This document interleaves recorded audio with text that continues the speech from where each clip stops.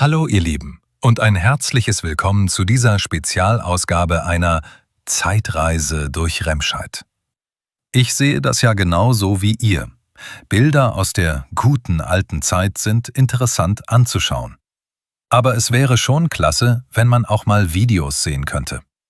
Nun, zaubern kann ich zwar nicht, aber es gibt ja auch heute tolle Sachen, mit denen man Fotos zum Leben erwecken kann. Also, deswegen habe ich mich mal daran versucht.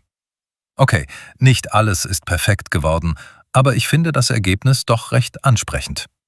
Also, lange Rede, kurzer Sinn, viel Spaß mit dieser bewegten Zeitreise durch Remscheid.